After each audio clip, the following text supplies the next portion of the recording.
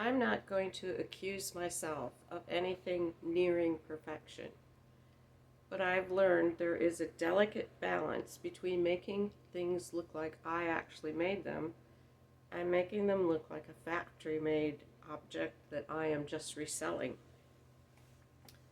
As we've discussed before, well, I've talked to you, I buy and sell old books. That's where I make the majority of my income. I sew and make things as a supplement to that. I'm hoping the handmade business will grow, of course, but right now both businesses are bumping along comfortably together, with the books doing the majority of the lifting. They don't usually cross over, but as you know, I recently bought a whole bunch of vintage paperbacks, and some, a lot, are in woefully pathetic condition and just aren't worth trying to sell because no one would buy them. So I started salvaging the covers of the ones that were decent enough to save, thinking I could use them somehow in junk journals. Then it occurred to me, because I had thought I would have to rip off the covers, front, back, but instead I'm getting the whole cover. So, yeah, I could reuse those covers and bind blank pages in them, and maybe they would sell. You know, gifts for those people who are impossible to buy for. The covers are mostly male-oriented westerns and spicy detective novels, stuff like that. In my experience, at least, men are the hard ones to buy gifts for. So, like stocking stuffers. Anyhow, just as I was planning all this, Treasure Books came out with a video doing exactly what I was thinking, though not quite as elaborate, and not with vintage paperbacks. I decided to try her method and see how it works. Okay, let me get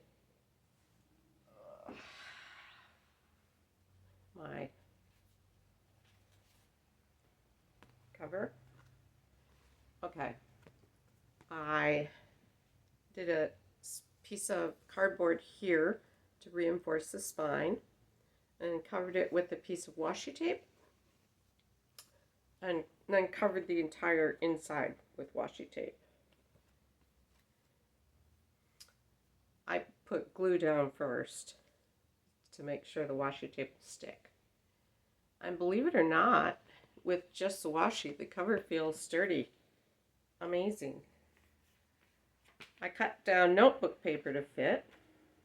Yeah, that's how it goes. And I am going to use a 3-hole pamphlet stitch. That's what she used. I haven't done that yet, only because it involves rounding up an awl, awl, and a needle and thread. I mean, I know where they are. I just haven't done it yet. And then I'll see how it looks. I had been planning on using a different binding. You know, sew the pages to a strip of cloth, glue the cloth down to the, oh, you can't see, glue the cloth down over the spine, and then put end papers over it, which is extra steps, extra fussing, trying to get my used up page down, and it just wants to come down two at once. What would I do if I didn't have a paper to read? There. Okay, anyways, that method would be extra steps, so I would have to charge more money. I figured it would look better to have the stitching inside the cover rather than on the outside. But that's where the making it look handmade comes in. If people can see the stitching, they will know you made it yourself. I mean, I don't know if this can possibly turn out so perfect the other way that people would think it was manufactured. But definitely, if it's the sewing is on the outside, you'll know. That's my theory anyways. I could be wrong. My grandmother used to say when I made a mistake that that's how you can tell it homemade. Tell it is homemade. Her sewing was pretty perfect. I'm sure she just said it to make me feel better. But anyways, this exhibit number 2. This is my humongous stack of paperback covers. It's because so many of the books were so crappy of shape, just chunks of pages falling out. Some of them didn't even have all their pages. And some of them, the covers are not that great, so I don't know what I'm going to do with those. But anyways, I can't see myself making this many little books, but I will make some. See how they sell, if they sell. This is my prototype. I tried to pick a boring cover in case it didn't work out, so I wouldn't feel so bad about, wasting it. Because, I don't have very many of them. Yeah, and I still need to see how I like the visible stitching. But if I can make them like this, I can sell them for $20. And I think that's a price that people can afford for a one-of-a-kind little notebook. And I'm happy with how it's looking so far. There you go. I thought I was done with farmers markets for the year, but we did so well last weekend that we decided to sign up for one more this Saturday. I was going to have a Saturday off, no longer. And that will be the last one. I know I can't do any in September. I am totally booked. There might be 1 or 2 free weekends in October, but I'm tired. Plus, I went and I looked at the craft store that I was talking about. And I talked to the proprietor, and I'm waiting to hear back as to when we can set up a booth there. I don't have enough stock to be able to have a booth in a craft store and set up a stall at the farmer's market at the same time. Who knew? In another weird crossover between book dealing and handmade selling, prints sold really, really well at the last market. I have a few here. Most of them are still in the car because too lazy to unpack. These are some illustrations out of books that are too crappy to sell. That's an Elizabeth Gordon. This is out of Peterson's or Godey's Ladies book. That's another.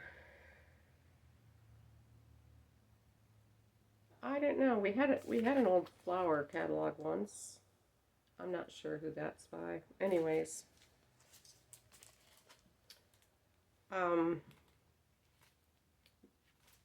where am I? These have sold incredibly well. I had them, but I didn't put them out last year. Put them out this year, and I've just been amazed. They accounted for half our sales last Saturday. I'm selling them for $5 each. Prints and street fairs go together. When I had an open bookstore, we used to do a few street fairs. And it's something people will pick up and buy on a whim. And also, you'll have that little basket of prints, or we used to have several baskets of prints. And people will go through them one by one. And other people will see that, hey, they've got a busy booth. And be attracted to, people want to see the ones that other people are at. Yeah. So I got them out and took them along. to the first show this year, and they've been selling consistently. There are people who are on a tight budget, the ones who look shocked because you're charging $6 for a scrunchie. But then there are people who have a bigger madcap spending limit, and face it, those are the ones we're sewing for or making for, the ones we're trying to attract. Those are our target audience. Do people still call them yuppies? Young, upwardly mobile, something or other. Anyway, that's the type of people who buy prints. Honestly, it's the type of people who buy almost everything I sell. I rescue whatever I can from falling apart books, but there's honestly sometimes when a book has such a low value, it seems stupid not to take it apart for the prints. And it doesn't seem to make a difference whether something is really old or more modern. The tricky part is having bags and backs to put them in. If they're small and they fit into regular comic book size, which this is smaller than that. This is comic book size. Then that's great because they are cheap. Comic book bags and backs are cheap and they're really available. It's when they're bigger, so you have to find odd sizes, sheet music size, or if you get into the ones for art prints, forget it. They're very expensive. Yeah, you couldn't sell them for $5 each then. Anyways, but if you do outdoor markets and you go to library sales or anywhere where there's old books that sell cheap, it's something you might consider trying. Art books, nature, children's, anything that's got nice illustrations. I don't know how they'll sell in an indoor permanent craft booth, which is what I'm going to be moving into, but I will take some and I will try. I had a few framed ones that sold. Oh crap, I was going to get one of those so I could show you. No, obviously not one of the ones that sold. I've had them for years and they were packed away. I bought frames from Goodwill and charity sales. Goodwill isn't very good anymore around us, but charity sales. I learned how to frame stuff from YouTube, not actually professionally, but good enough. I did this years ago when I first ventured into doing some craft fairs. We didn't do so well back then. But honestly, we're doing better at farmers markets than we ever did at craft fairs. Anyways, I found these framed ones from long ago when I was looking for something else and took them along to a couple of farmers market, and this time I sold 2 for $25 each. So I guess I'll have to dig out the frames and the framing stuff and try that again. If I remember correctly, I don't know if I remember everything though. Some tips for reusing old frames are: don't buy plastic. And make sure they have the glass in them, because if you have to replace the glass, it's not cost effective. I would take them all apart and then clean them up, because it's way easier to clean the frame once the glass and everything is out. I had some, metallic paste. This is Deco Art Metallic Luster. Like you can see it. You rub it on, let it sit for a little bit, and then rub it off, and it leaves, gold. It looks really nice. Sometimes I painted them. One time, I even tried gluing buttons around the outside of the frame. It looked really great, but I could never find the right glue, and the buttons kept falling off. I never did figure that one out.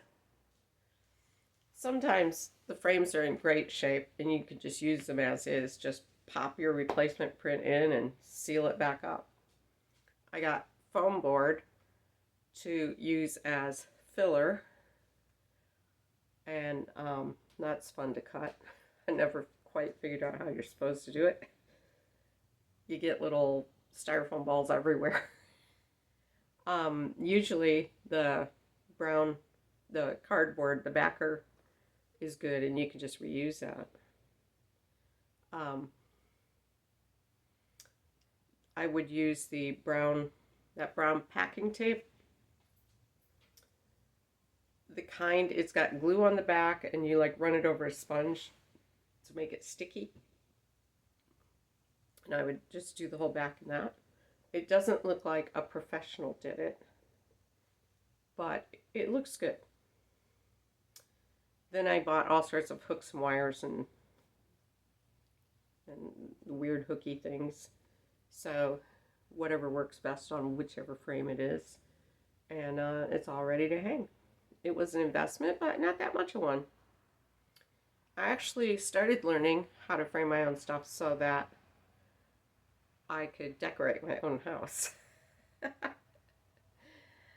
Yeah, it's not rocket science. In order to frame a poster, you just go to Goodwill or wherever, and you buy an already framed poster, which is usually cheap.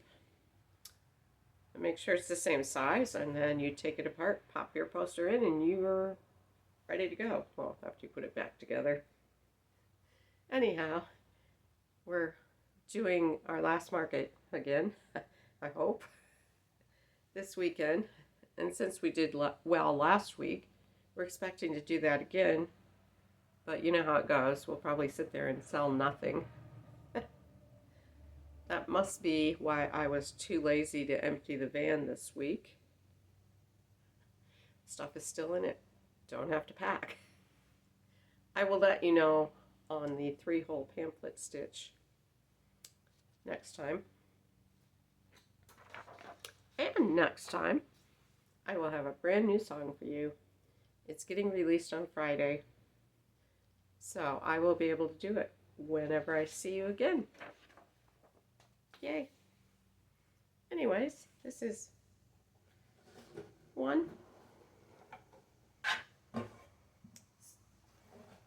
Sort of about our small town.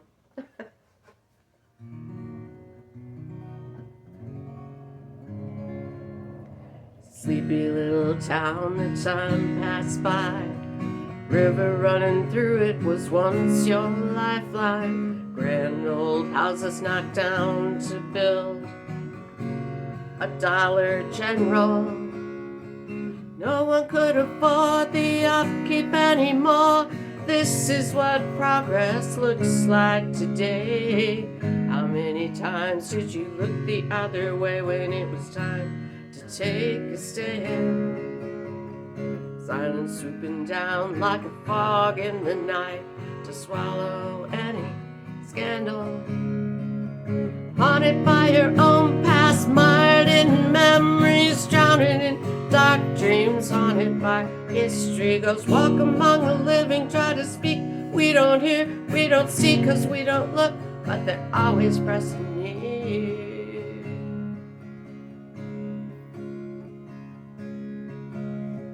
Sleepy little town, the time passed by. River running through it was once your lifeline. River running through it, can't breathe anymore. We're filling it up, we don't care anymore. River full of secrets, river full of lies. Poison in the water, slowing down the flow. How many times did you look the other way when it was time to take a stand? Silence swooping down like a fog in the night to swallow any scandal. Haunted by her own past, mired in memories, drowning in dark dreams. Haunted by history, goes walk among the living, try to speak. We don't hear, we don't see, 'cause we don't look, but they're always pressing near. Quiet little town, the time passed by. People driving through it don't see the dark side. People falling under that small town spell. They don't know the secrets the history books don't tell. Keeping up pretenses, service with a smile. Swallow up the bad thoughts, go the extra mile. How many times did you look the other way when it was time to take a stand? Silence swooping down like a fog in the night to swallow any scandal. Haunted by your own past, mired in memories, drowning in dark dreams. Haunted by history, who's walk among the living, try to speak but we don't hear, we don't see cause we don't look, but they're always pressing near.